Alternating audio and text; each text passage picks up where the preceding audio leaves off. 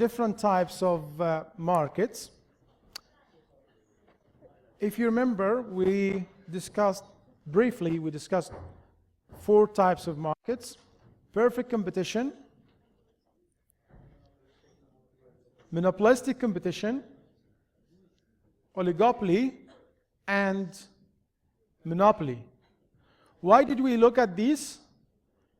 If you remember, we said any firm faces the economic problem. So they need to make the most of their limited resources to maximize profits. So consumers want to maximize their satisfaction, firms want to maximize profits. And they both face the economic problem because they have limited resources. And with firms, while they're making decisions related to what to produce, how to produce, the quantity to produce, they are constrained. They face different type of constraint. And they are governed, or they are subject to the environment in which they operate.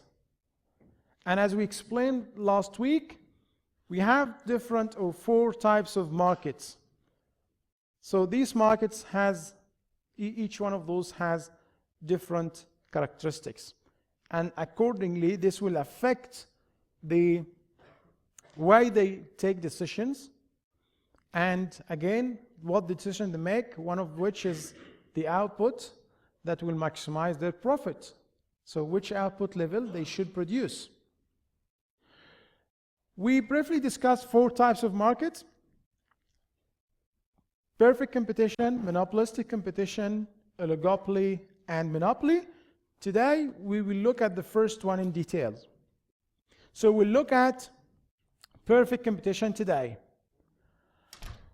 Next lecture, we will look at monopoly. So hopefully, this lecture and the next lecture will cover these 2, perfect competition and monopoly.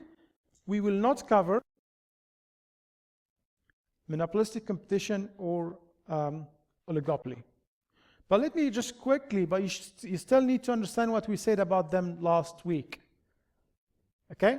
So again, with monopolistic, with perfect competition, we have large number of buyers, and then the same thing with monopolistic competition. We have this number, many buyers and many sellers. Sorry, so we have many buyers and many sellers in perfect competition and monopolistic competition.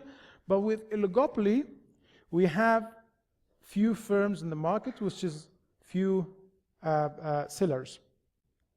And then with monopoly, we have only one seller, a single seller in the market. Okay? So what is the difference then between perfect competition and monopolistic competition? We'll come to this today. Very briefly, I'll look at this. But again, what I'm interested in today is just perfect competition. So let's see what we have with perfect competition. So with perfect competition, we need to, first of all, know what we mean by perfect competition or perfectly competitive market, and explain how a firm makes its output decision, and explain how price and output are determined in perfect competition. I just got lost. He didn't like what he saw, so just left. Well, I don't care about perfect competition. Anyway, so that's what we need to cover today. So let's very quickly look at what is perfect competition. This is something that we started to talking about last week. So we have many buyers, many sellers. One important feature in this ideal market is all these sellers are dealing with identical products. So you remember when we talked about this last week, I told you if you're going to buy tea, there's no brands, just imagine. So of course we have brands. So it's not, the market for tea is not a perfectly competitive market. Okay? So if you're going to buy a product, so you really don't care which firm produced that product because they are identical, they are the same. Okay? And that's one of the important feature in this type of market, perfect competition. Anyone or any firm can enter the market or exit from the market. So there are no restrictions to entry into the industry. Established firms have no advantage over new ones. So we all know all information. So we know everything about the market.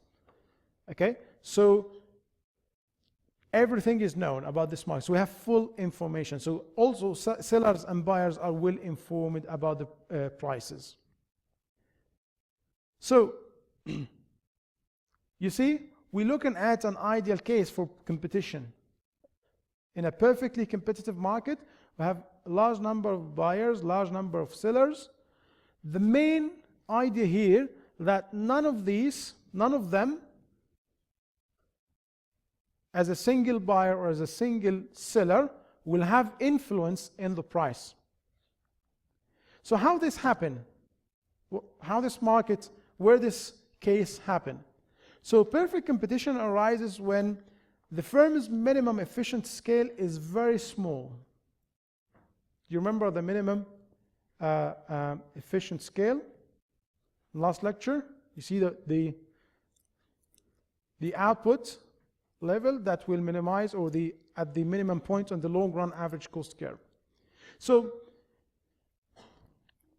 this is very small relative to the market demand. So we have large demand in this market, and any single firm, doesn't matter how much they produce a trivial amount of output compared to the demand in the market. So there's nothing compared to the market. So if this firm or any firm decided to withdraw, to exit the market, this is not going to affect supply. Okay? So there's always room for many firms in the market because of the demand, the large demand we have. So, as I said, these are identical products, and why? They have no unique characteristics.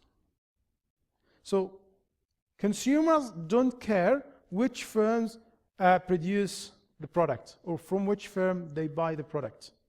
So just imagine, as I said, I'm trying to say imagine because it's very hard to find this case where we have all these conditions apply. Okay? Identical product means that you don't care, there's no brand, it's not going to affect your decision which firm you buy from. So that is the main difference between perfect competition and monopolistic competition. Why? With monopolistic competition, firms are able to differentiate their products. They're able to make this brand name. They're able to make this lovely package that you want to. They're able to convince you that their product is different from the others. And that's why they have some control in the price. That's why I have slight differences between prices, even between substitutes. Okay? Because one of the firm or these firms are somehow able to convince you that they produce different products. So if we look at tea is not a perfectly competitive market because I could convince you maybe that certain brand is better than the other. Doesn't matter if these differences are true or not. Okay? They don't have to be true. But as long as firms are able to differentiate their products, then we move from perfect competition to monopolistic competition, which is more realistic case we have today. But let's just go back to the ideal case, which we have perfect competition. That's ideal one. So we have many buyers, many sellers. We have identical products. Consumers don't care from which firm to buy the product. And the product or the output produced by any single firm is very trivial to the market. So the amount of this product doesn't affect the market. I'll give you a very naive example, but hopefully give you the idea of how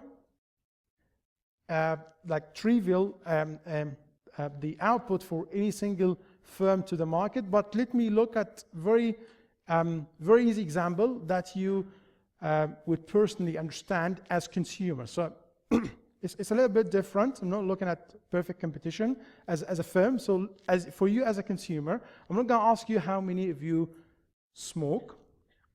I'm not going to ask you to raise your hand, but this is not my concern. But let me just ask you a question. If you decided to quit smoking, is this going to affect the companies who produce these cigarettes? Will anyone know or try to come and convince you to smoke again because they're suffering after you decided to quit? Nothing yet. Why? Because your demand or what you buy is a very trivial, like very small amount to the market. It's nothing. So the same thing, if you think of the same way about perfect competition and how trivial the amount of output they produce, that is the ideal case. So even if they quit, even if they exit the market, I know it's a different example. I looked at you as consumers now, but if you move to producers and if you are really to understand how these firms are not as single firm, they have no influence in the market. It's just because the amount of whatever they produce, it doesn't matter how much they produce, is going to be a very small amount. It's going to be nothing to the market. So even if they exit tomorrow, this or today, this is not going to affect the market at all. So that's perfect competition. Okay? So in that sense, I said none of these as a single firm has any influence on the price. That's why they are price takers. Price takers, so they take the price as given. Given by whom? Is given by the market. So the interaction between the supply and demand determines the market. So where supply comes from? From a large number of sellers. Where demand comes from a large number of buyers. So any single buyer or any single seller has no influence on the price. They can't control the price. They take the price as given. That's why the firms work in perfectly competitive market. They are called price takers because they take the price as it is, okay, as given. So in perfect competition, as I said, this is a price taker, and the price taker means, a price taker firm means they can't influence the price, and they have to take the price as it is. So given these are identical products, so the output by any produced by any firm is a perfect substitute to the output of any other firm. Perfect substitute, as I said, this product has no unique characteristics, so you don't really care, as a consumer, you don't really care which firm you're going to buy from. Okay? That's why they cannot change the price. And that's why the demand curve face a single firm will be a horizontal curve, will be perfectly elastic. So if you go back to what we said about perfect elastic, if you go back to the elasticity lecture, you'll see how we draw the demand curve horizontal line. Okay? And I'll show you how this look like in a second. So, but still, even for a firm works in a perfectly competitive market, what is the ultimate goal? What they're trying to do? So you see, they are governed, they are ruled by they have these rules about the market now. So they take the price as given, but they still want to maximize profit. Yeah? So for any business, even if they work in a perfectly competitive market, they want to maximize their profit. So let's look at profit. How we calculate profit? We looked at this before. Profit is the difference between the total revenue and the total cost. So total revenue minus total cost. Remember, when we talk about economic profit, the only difference is we look at the total cost, or when we calculate the total cost, we look at the opportunity cost of production. And we explained this before. So for now, let's now look at the difference between total revenue and total cost. So total revenue minus total cost. We want to maximize this. This is the economic profit. Okay? So how we calculate the total revenue?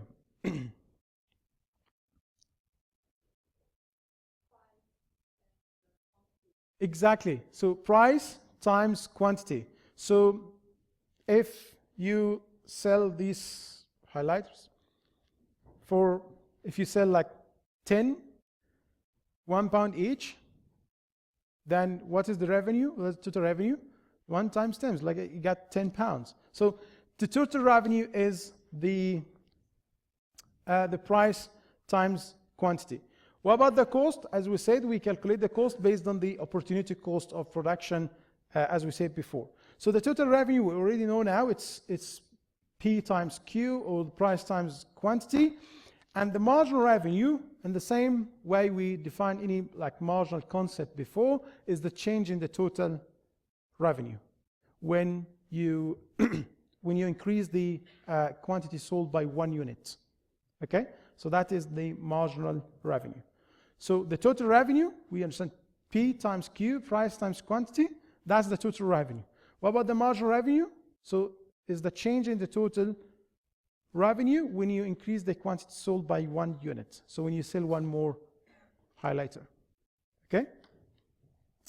So now why we're looking at this? Because we want to calculate, or we want to decide which output level, how much to produce, in order to maximize the profit. Yeah, that's what we need to do. Given the conditions we work under, which is the perfectly competitive market. Okay, so as we said before, what we have here, this is the supply curve and demand curve for the whole market, not for a single firm. This is for the whole market. So where does supply come from? A large number of sellers, you remember? Many sellers. Where the demand come from? Many buyers or many consumers, okay? And again, no single buyer or single seller will have any influence on the price. So the price here is determined in the market, in a perfectly competitive market. So it's free market. Okay? So where's the price here? Okay, so the price will be $25 per sweater, and we will have 9,000 sweaters per day. That is the equilibrium. So that's the equilibrium in the market. So now for a single firm, we want to think as a firm now. So for a single firm, now they have no control in the price. So they will take the price as it is. So the price will be $25 per sweater. So it's not gonna change. So they can't change it. As a single firm, I can't change this. So what I can change is how much to produce, how many sweaters to produce. And what will determine this is how this is gonna affect the profit. So I want to maximize profit. So given this, then we could easily calculate the total revenue. So because the total revenue is, again, price times quantity. The price is determined by the market, and in this example is $25 per sweater. Okay? So now we know the price. So given that price, if they decide, for example, to produce 10 sweaters per day, that means how much is the total revenue? 9 sweaters per day. So it's 9 times 25. Then the total revenue will be 225.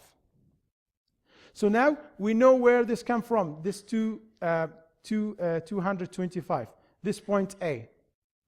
Okay? So again, let's look at this.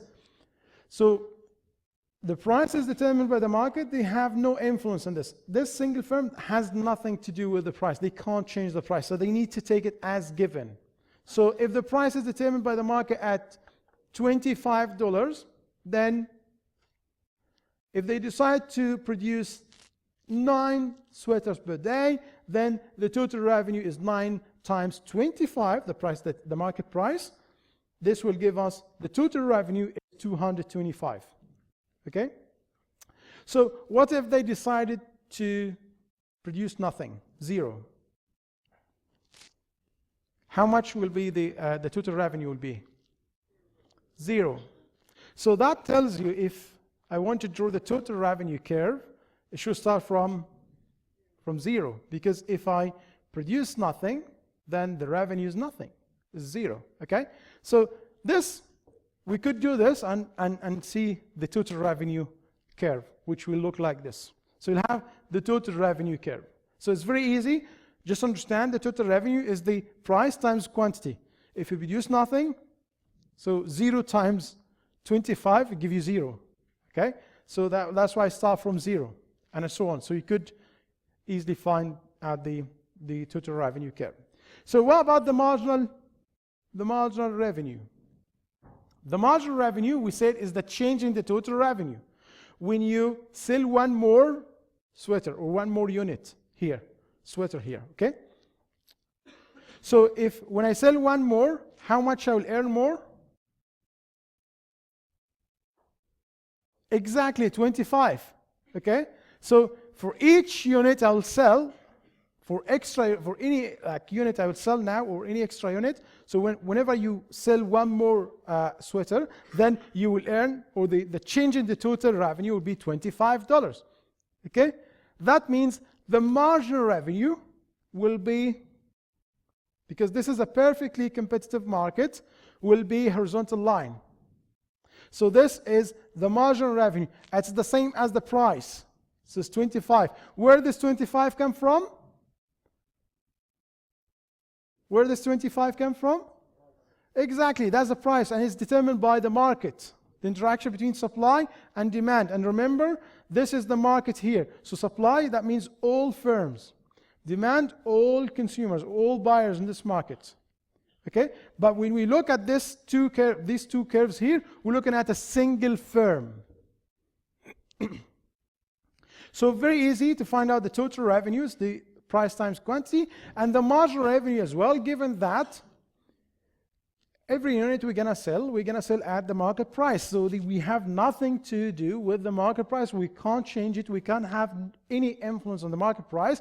That's why the marginal revenue curve will be a horizontal line. So that will be the price, and at the same time, the marginal revenue curve. So what does it tell us? So when you increase the amount of sweaters you produce per day, then every time you will have, or every unit increase, you will have 25.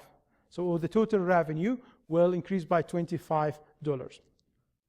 And it's also because you could sell any amount of sweaters at that price, that also represents the demand curve. So what you see here, not just the marginal revenue, not just the price, is also the demand curve. Why? What is the demand curve? Is a relationship between the quantity demanded and the price. So the price is given by the market. You have no control on that. So it's always going to be that. Okay? Unless something happened here in this equilibrium in the market, in the whole market.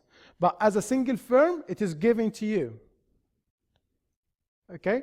So you could sell any amount at the market price, at 25. Why? Remember? Remember the cigarette example here? When we look at firms, it doesn't matter how much they produce, okay? They always produce like a trivial amount compared to the demand in the market. Okay? So either they produce, whether they produce 0, 10, 20, 50, this is nothing to the market compared to the, you see, we're looking here at sweaters per day. On the market, we're looking at thousands of sweaters per day. So if you choose to produce 10 compared to 9,000 is nothing. Okay? So just a very, very naive example for this, but just keep this in mind. So anyway, so that tells you what a perfectly elastic demand curve means as well. So you have this. If you change the price by 1 cent, what's going to happen? How many units you're going to be able to sell?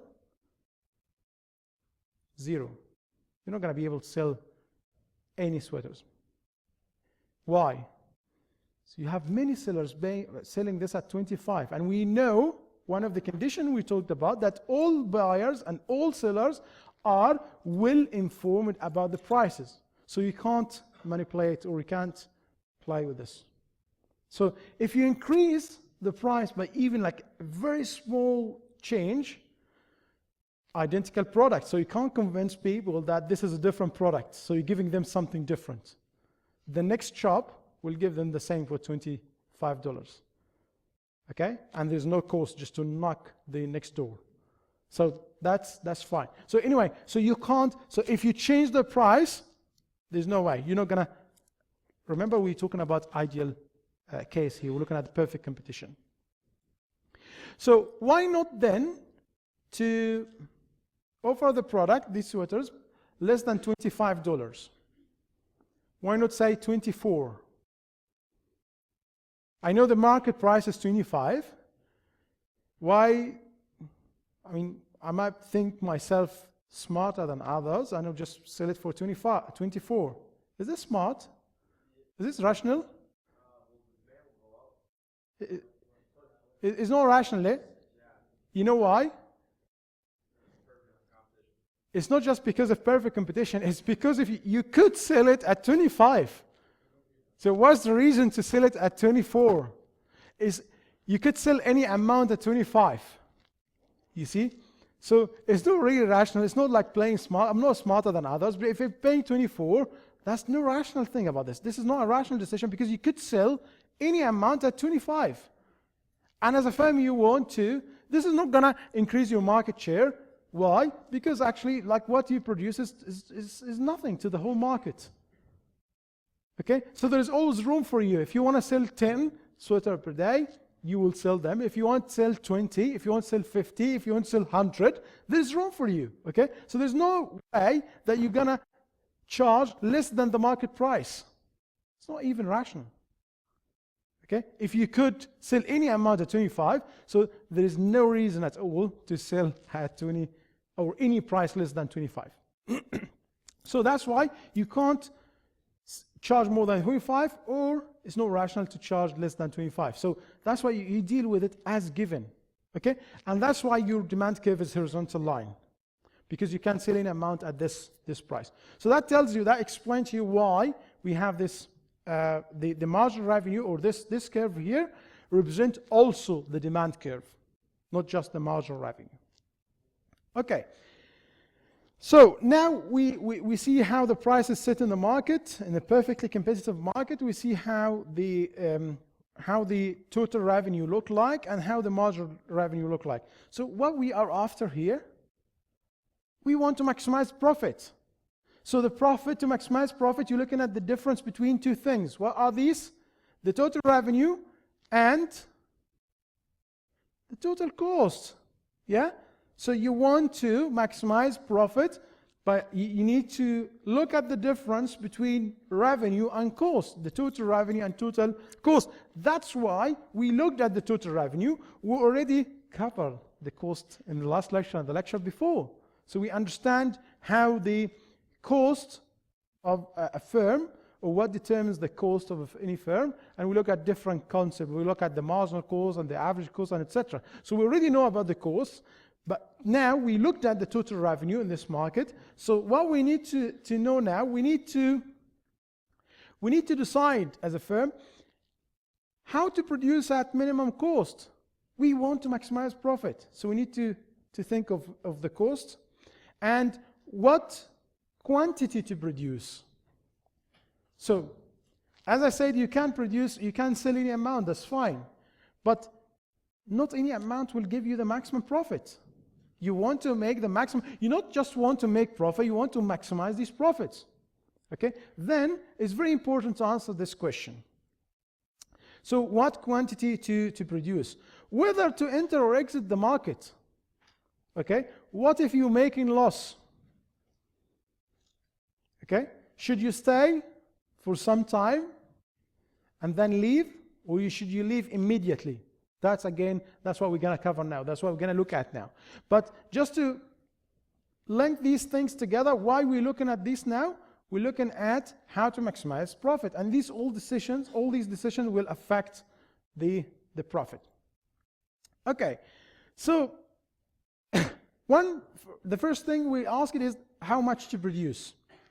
So we know now that the price is given, The total revenue, we know how it looks like. And then what we need to do now is to see the difference between the total revenue and the total cost, and this will tell us how much profit we're making.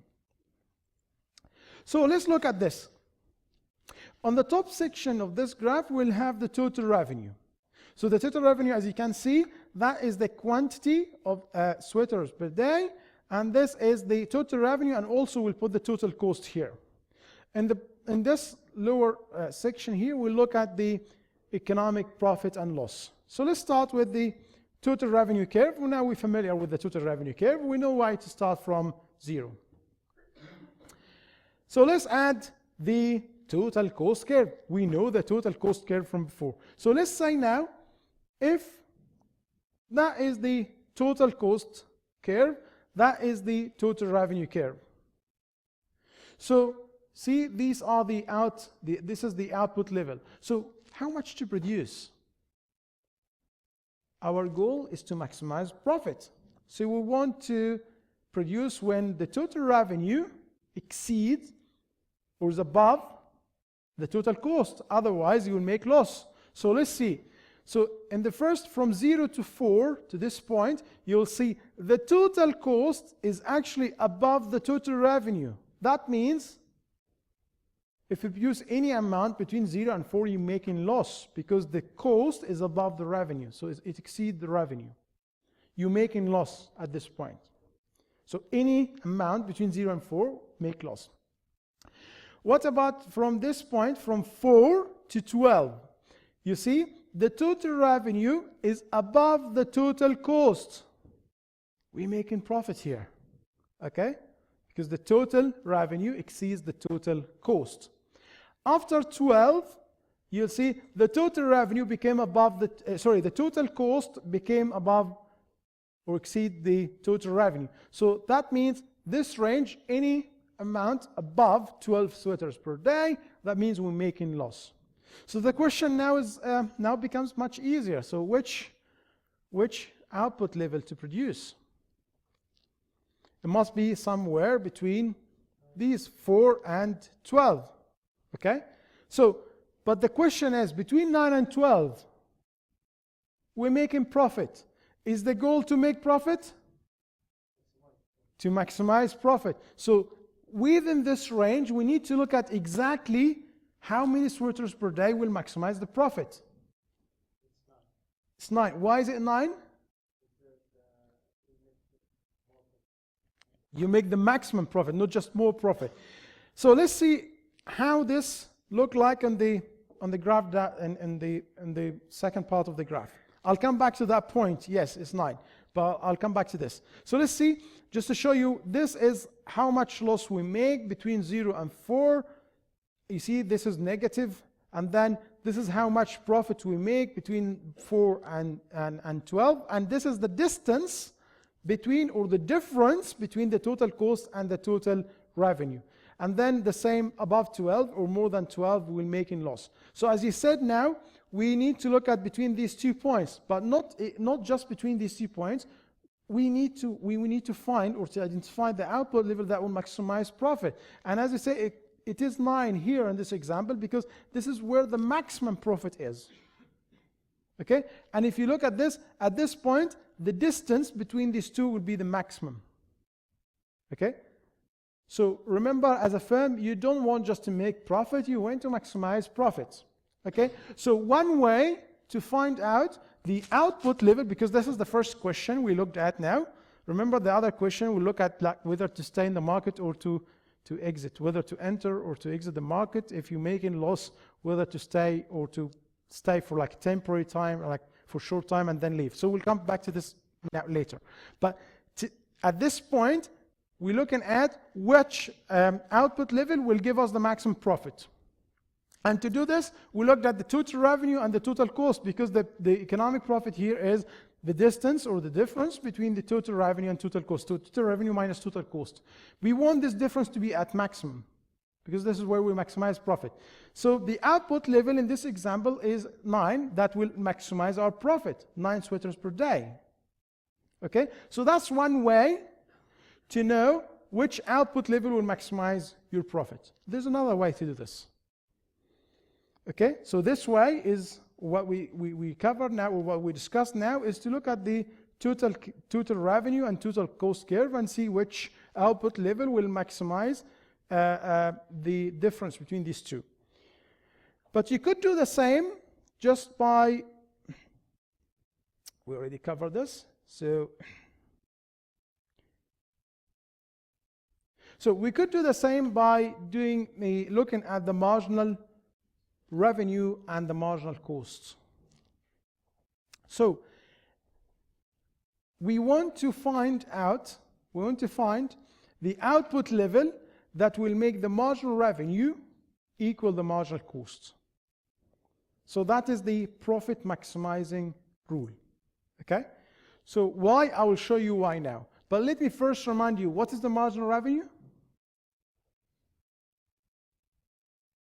Anyone remembers? We just said that. Well, the marginal revenue, it's a revenue. So revenue is not going to depend on the number of workers you employ. The revenue will depend on number of, exactly how many units you sell, yeah? So, and also, just always remember the marginal is the change. Okay? The marginal is always the change in the total. Okay? So the marginal revenue is the change in the total revenue. When you produce or when you sell one more unit, marginal is just the extra unit. Okay? So the marginal revenue is the change in the total revenue when you sell one more unit. So in our example, when you sell one more sweater per day, this is the marginal revenue. Okay? The marginal cost, the change in the total cost, you see, when you produce one more unit. Okay? So that is the margin. So now we want to find out. We want to find that output level, because that's the first decision we need to make as a firm who operates in a perfectly competitive market. We want to make that decision, how much to produce. Okay? So to decide on this, we looked at how to determine this, or how to identify this output level that will maximize profit by looking at the total revenue, the total cost. I'm just saying you could do the same thing by looking at the marginal. So the maximum or the profit maximizing rule here is to find the output level at which the marginal revenue equal the marginal cost, and I will explain to you why at this point the profit is at the maximum. So the important thing now, first, just remember what is the marginal revenue and marginal cost. So we want to find the output level that make these two the same or equal. So let's look at the two graphs again. So remember the marginal cost, you know, this U-shaped curve. We covered this in the last week. And the marginal revenue, we know now how it looks like in a perfectly competitive market. Okay? So let's look at here. So what we have here. So if you increase your output, as you increase your output from 0 up to probably 8 units, 8 sweaters per day, what we have here? We have the revenue, the marginal revenue is more than the marginal cost. So if I produce 5, well, the marginal revenue is more than the marginal cost. What does that mean? So when I produce the 5th unit, or the 5th sweater, the revenue coming from this cover the cost, is more than the cost of that sweater. So for me, as a firm who's looking for maximizing profit, it's good for me to increase the output, so to move to 5, from 5 to 6. The same thing, to 6, still the marginal revenue is above the marginal cost. At some point here, where the marginal cost cuts or crosses the marginal revenue curve, here at this point, they both are equal. So the unit number 9 here, or the 9th sweater now, the cost of that sweater equal exactly the revenue comes from that sweater. Before that, the revenue is more than the cost. Okay? So that's just exactly the point at which they just equal. What about after this? What if I produce more than 9? So if I produce 10 sweaters per day, you'll see the marginal cost will exceed the marginal revenue. So it's not maximizing profit now because the cost or the revenue doesn't cover the cost of this sweater, like the 10th sweater. Okay, then if I stopped at 9, or if I produced 9 sweaters per day, that would be the profit would be the maximum, because now at this point, as I said, you see, going back to the profit maximizing rule, we're looking at the output level. Okay, we're looking for the output level at which the marginal revenue equal the marginal cost, and in this example, it must be the same. It's 9 sweaters per day, the same when we looked at the difference between the total revenue and the total cost. So doing this, looking at the two graphs, the total revenue and the total cost, and find the output level that will have this maximize the difference between these two, which is the economic profit, is the same way. It should be the same answer because we're looking at the same example. So it's 9 sweaters per day. And at that point, the marginal revenue equal the marginal cost. And again, on a graph, so it's just where the marginal cost cut the marginal revenue from below, as you see here. So when it crosses this, so at this point is 9. So if I produce 9, the marginal revenue equal the marginal cost, and the profit is maximized. So this, the economic profit is maximized at this point. Okay? So from now on, so you should understand this now. So the idea here is that you find the output level that will make these two equal. The marginal revenue equal the marginal cost, and that's why I'm saying this could be as, you could take this as a profit maximizing rule. So you want to the output that make the maximum revenue equals the maximum, the marginal revenue equal the marginal cost. Okay, so now we move to the second question. The shutdown, or to enter or to exit the market, or to stay in the market, but you shut down temporarily or for short time, for some time. So how we decide on this question is very important to decide whether to stay or to leave the market, because this will depend on whether you're making profits or you're making loss. Okay, so let's look at the how this works. From last week, we understand the total fixed cost plus the total variable cost. This is the cost. The total revenue, we already know the total revenue. So if the total cost is more than the total revenue, we're making loss. We understand this from the graph we saw earlier. So if the cost is above the revenue, we're making loss. But how much loss we make is the distance or the difference between these two. So the economic loss here will be total fixed cost plus total variable cost. So these together tells you the total cost minus the total revenue. That should tell you how much loss we make, because here, if the total cost is more than the total revenue, then the difference will tell you how much we lose.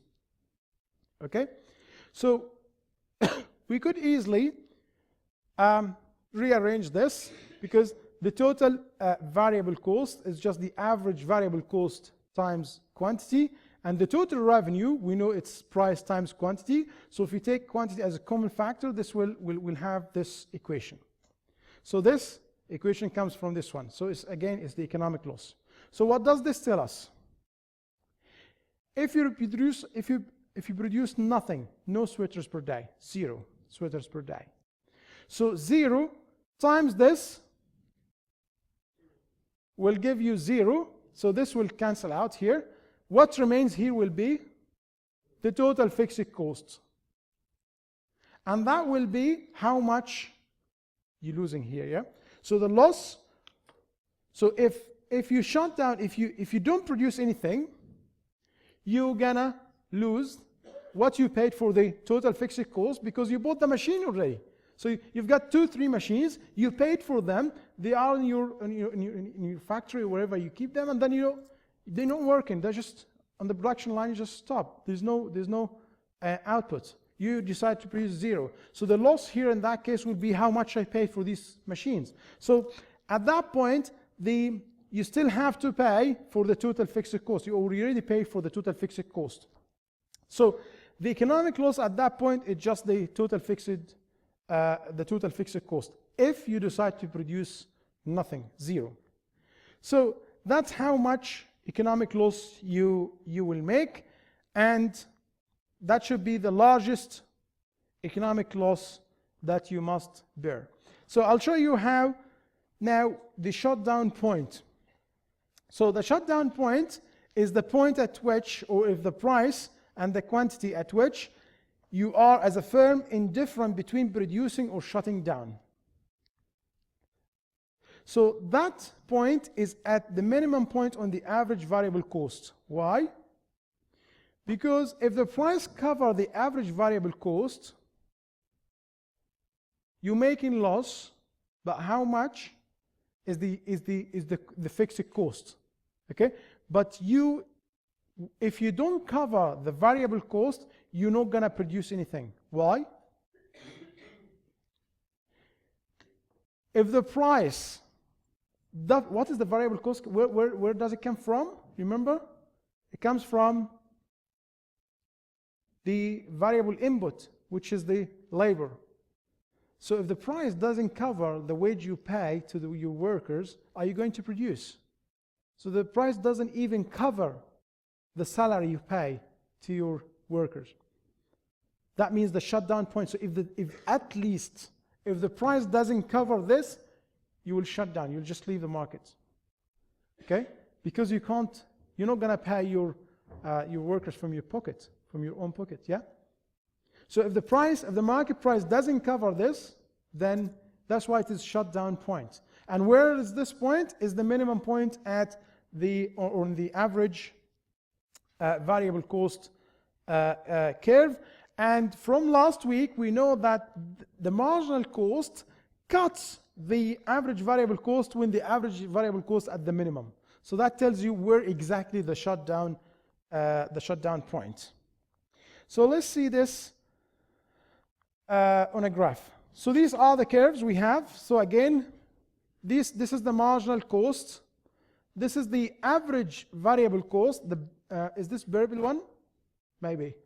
It looks like. So the blue one is the average total cost. What's the average total cost? Is the sum of the average variable cost and exactly the average fixed cost. So the average fixed cost should be, if it was there, you'll see it's decreasing as you increase the output. So the question here, just to sum up the whole story, where is the shutdown point? Where is that point that if the price doesn't cover, you will shut down? It's on the average variable cost curve. So it's the minimum point here. So if the price doesn't cover this, so in this example, it is $17. So if the market price doesn't cover this, so if the market price below $17, what does it mean? It means that you're going to pay your workers from your own pocket because the price doesn't cover the variable costs. Okay? And you will shut down definitely. You'll just leave the market because you can't. I mean, you can't just, the maximum loss you can bear as a firm is just the fixed cost, the total fixed cost. And at this point, at 17, that's what you're actually paying here because you're not covering the total cost, you're not covering the average total cost, you're covering just the average variable cost. Okay, so look, this 17 here, that's the price we have. This is the market price. It covers only the average variable cost. It doesn't cover total cost. It doesn't cover the average total cost. So the difference between both is the total is the fixed cost. So basically what we have here, and that's the shutdown point. So what we have here is a price, or the shutdown point is the minimum point on the average variable cost. And at this point, you cover, as a firm, the price cover the variable cost. So basically, you just cover the salaries or the wages you pay to your workers, but you didn't cover the fixed cost. You didn't cover the cost of the machines. Okay? What if the price was above 17 but below 20? Because 20 is the minimum point on in the average total cost. What if the price between 17 and 20. So that means you cover the variable cost and some of the fixed cost. If the price was here, here exactly, the average total cost, that means you're making no loss, no profit, because you exactly cover your cost. Okay? So why this is a shutdown point? Because as I said, that's the maximum economic loss you can bear as a firm is the fixed cost. If the price is not at this point, if the price below 17, you're gonna shut down, you're gonna leave the market. Because there's no point to pay your workers from your own pocket. Because you already paid for the fixed cost, you already paid for that, you already bought these machines, but you still have to pay your workers from your own pocket if the price is below $17. So that's why at this point, which is the minimum point on the average variable cost, and remember, this is where the marginal cost curve cuts the average variable cost, that is the shutdown point. But if the price was above this, but below any point, below 20, which is the minimum point on the average total cost, so it's somewhere between these two curves, that means you cover the variable cost, it's still gonna work, because you cover the variable cost and some of the fixed cost. Okay, is this clear? Okay, so that is the shutdown point, and this is if the price is 17, and we said, and this is how much loss you make, by the way. So and that is the fixed cost. That's you don't cover the fixed cost. You cover just the variable costs. So this rectangle here, just the red one here, show you how much loss you make, which is the difference between this and this, which is exactly the fixed cost. And that's the maximum economic. That's what the economic loss that you can bear as a firm, because you already bought the machines, but you can't bear more than this. So the economic loss cannot be more than the total fixed cost. Okay, so as I said, if the price was anywhere between 17 and 20.14, these 2 points, that means you cover the variable cost and part of the fixed cost. But if the price was 20.14, it exactly cover the average total cost. So it cover all your costs. That means you're not making loss, but you're not making profits. So you're not making economic loss, you're not making economic profits. We know the difference between economic profit and economic profit and accounting profit, or normal profit, sorry. So what I was talking about, all this lecture was talking about economic profit, which again, because we know that the normal profit is part of the costs. Anyway, so this was very important. So that's how we decide to shut down or to carry on in the market, or to stay or to leave in the market. From this, we could drive the supply curve for a firm, and I'm gonna finish with this. So, because now we understand where, if the price is less than $17 in our example, how many sweaters per day this firm should produce or will produce? Here, if the price is below $17, how many? No, 0. You know why? It's the shutdown point, exactly. Thank you. It's the shutdown point. There's no point. Yeah? So remember, there's no point to pay your workers from your own pocket, because here below 17, you're paying your workers from your own pocket because you can't cover the variable cost. So if the price anywhere below 17, you don't cover the average variable cost. And the variable costs come from the variable input, which is your labor. Okay? So the idea here, we know exactly if the price is 17, this is only when that's the minimum price at which this firm will produce. So any price below that, remember, the supply curve is the relationship between how many units you produce or you sell as you supply as a supplier or as a firm, and the price. Yeah. So the quantity supplied and price. This is the supply curve. So that's why I say we could use that to actually drive the supply curve for a firm. So as we already said this before, because this is the shutdown point at 17. So at this point, so any price below 17, this firm will produce 0. And then from there, you could actually find if the price was 25, then that's how much they're gonna produce. Why? Why they're gonna produce 9 in this example? Why 9? Nope. Do you remember the profit maximizing rule? Because this is where the marginal revenue equal the marginal cost, where the marginal cost cut. So look at this again here. Why did we produce 7 only here? Is the same point where the marginal cost cut the marginal revenue, which is the price at this point. So the same thing here. So then we could look at different prices and see which amount gonna be the profit maximizing output, and this will give you the quantity supplied. So at this price, 17, we know that below 17 we're not gonna produce anything. So we're not looking at below 17 because it's 0. So at 17 we produce 7. Why? Because this is where the why we're not gonna produce before any price below 17, because this is the shutdown point. It's in the average variable cost curve. But at this point, this is the profit maximizing output level. It's 7 because that is where the marginal cost curve cuts the marginal revenue, 0 here. And then if the price increased to 25, how much will produce? This is 9 because because at this point here, the marginal cost curve cuts the marginal revenue at this point. So now we know this. You see, if the price 17, we produce 7. If the price 25, we produce 9. You connect these 2 points, you get, what do you get? What we get when we connect these points here. See what we have on the horizontal axis is the quantity of sweaters per day. What we have on the vertical axis is the price. So this is the price and this is the quantity supplied.